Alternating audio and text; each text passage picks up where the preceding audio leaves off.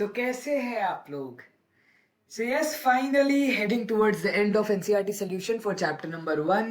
So crash course के बाद पहला chapter जो आपका NCERT solution जिसका खत्म हो रहा है, तो we are heading towards exercise 1.4 and let's begin with real numbers NCERT solutions part 4, and this is exercise 1.4 first question, that is, without actually performing the long division, state whether the following rational numbers will have a terminating decimal expansion or a non-terminating repeating decimal expansion.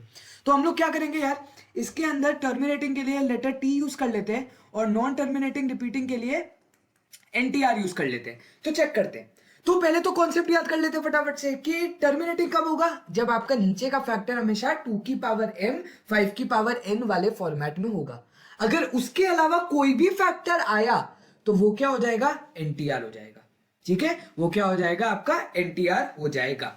तो ये आपको पता है 3125 क्या होता है. You know that हमें इन सारे क्वेश्चन में सिर्फ और सिर्फ डिनोमिनेटर चेक करने हैं भाई. न्यूमरेटर का तो पाला ही नहीं पड़ना हमारे पूरे क्वेश्चन में. सही बात है कि नहीं? ठीक है. सो डिनोमिनेटर में जो भी आपको देखना है वो आप क्या करो, स्टेप्स कैसे लिखोगे एक क्वेश्चन का बताता हूं.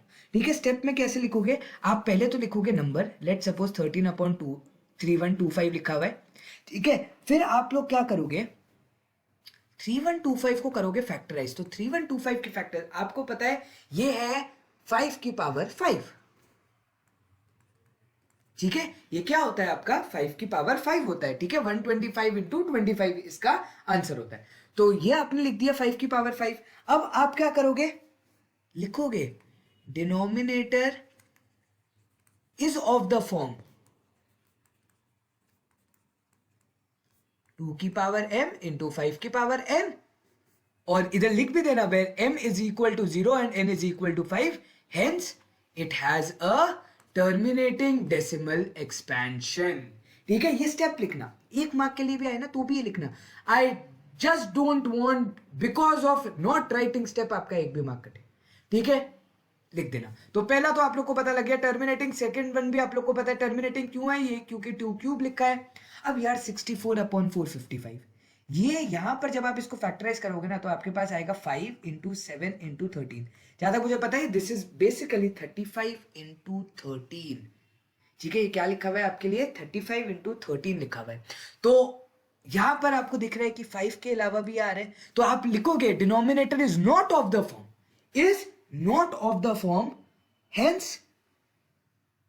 it is non-terminating repeating decimal expansion. और not of the form में ये भी लिख देना, इधर मैं लिख देता हूं एक के लिए, denominator is not of the form 2 की पावर m into 5 की power n since it contains, ये भी लिख दो, since it contains 7 and 13. ये लिख देना. लिख दोगे तो आप लोग के लिए क्या होगा, उनको कोई भी दिक्कत नहीं आएगी. पहले आपने फैक्टराइज कर लिया, आपने ये भी लिख दिया और हेंस आपने लिख दिया.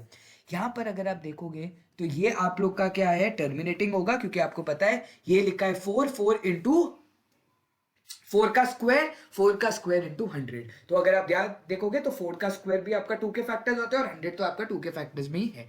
343 आपको पता है ये 7 क्यूब है, तो ये आप लोग का क्या हो जाएगा, एनटीआर हो जाएगा. ठीक है, ये आप लोग को दिख रहा है कि ये टी हो जाएगा, ये आपको दिख रहा है एनटीआर, ये दिख रहा है इसमें 3 एक फैक्टर आ रहा है, दैट मींस आपका ये हो जाएगा NTR. Next 5 into 10 easy going 25 into 2, तो ये आ जाएगा आपका टर्मिनेटिंग. और यहां पर आपको दिख रहा है 7 इंटू 30, दैट मींस 3 और 7 आ रहे हैं, तो ये आपका हो जाएगा एनटीआर. फटाफट से खत्म करना है अपन को, ये सारी चीजें आती है. तो लेट्स मूव ऑन. ठीक है, नेक्स्ट क्वेश्चन पर चलते हैं.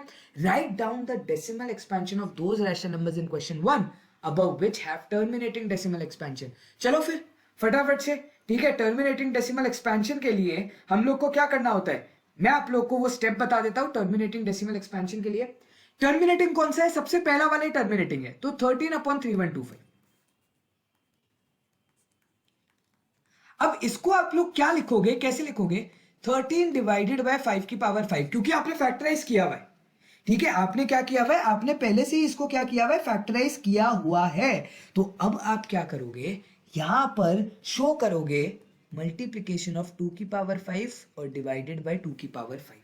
अब ये हमने क्यों किया, ये हमने इसलिए किया क्योंकि ऊपर तो आपका बन गया 13 इंटू 32, लेकिन नीचे क्या बन गया 10 की पावर 5 बन गया।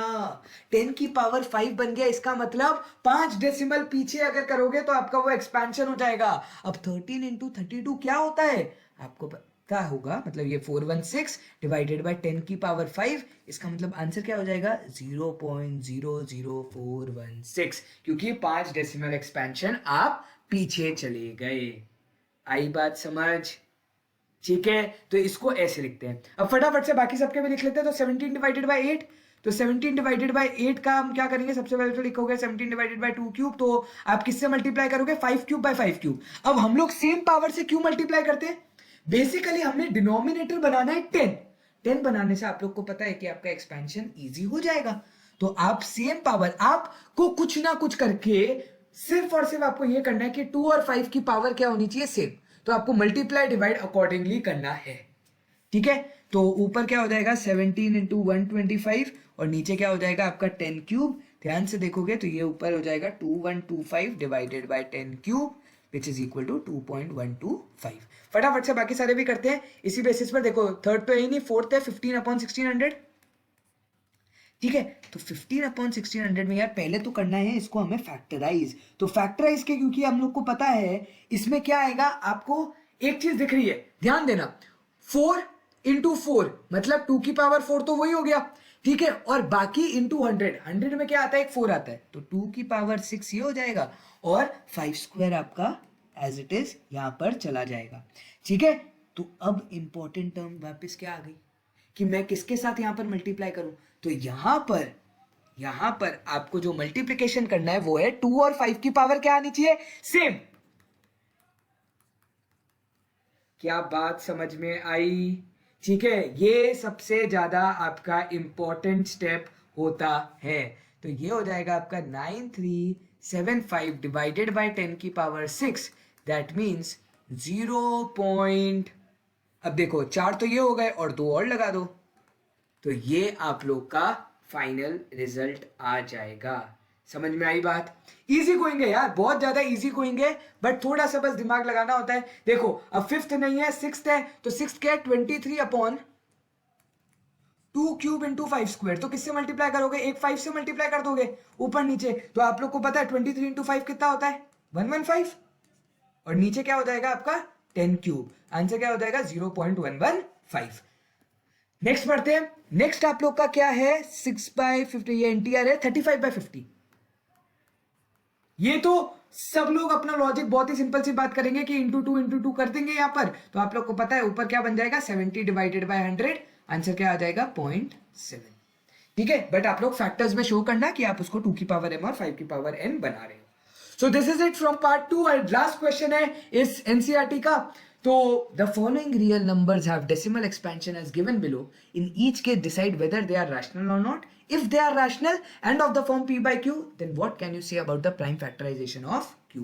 ये अब आप लोग को बताना है। ठीक है, तो इसमें अब आप लोग क्या लिखोगे, फर्स्ट वाला टर्मिनेटिंग है भाई, टर्मिनेटिंग है, इसका मतलब ये क्या हो जाएगा रैशनल। तो आप लोग को लिखना कैसा है 43.123, पहले तो आप ये पूरा question 4 5 6 7 8 9 you will write 43.123 4 5 6 7 8 9 has a terminating decimal expansion, hence it's rational। और फिर आप नीचे लिखोगे इट कैन, नीचे मैं एक स्टेप लिख देता हूं, it can be expressed in p by q form where prime factors of q would be 2 and 5. q will be of the form लिखना, ठीक है ना, of the form क्या हो जाएगा आपका 2 की पावर m इंटू 5 की पावर n। ठीक है, ये आप लोग को पता है नॉन टर्मिनेटिंग नॉन रिकरिंग वाला एग्जांपल है, हेंस इट इज इररेशनल। ठीक है, हेंस इट इज इररेशनल। और लास्ट वाला क्या है आपको पता है, it is non terminating but recurring. तो ये सेम स्टेटमेंट लिखने की जगह is is not of the form 2 की power m into 5 की power n, but it will contain a prime factor other than 2 and 5. ठीक है, तो आप लोग को बस ये मेंशन करना है, it will also have a prime factor other than 2 and 5. आ गई बात समझ? तो यहां पर आप लोग का एनसीईआरटी सोल्यूशन पूरा होता है खत्म. आई होप आप लोग को सारे क्वेश्चन आ गए होंगे. कहीं भी डाउट होगा तो please ask. This is Jyotish Basin signing off from T70. Thank you guys for watching. Meet you in the bullseye corner. Thank you.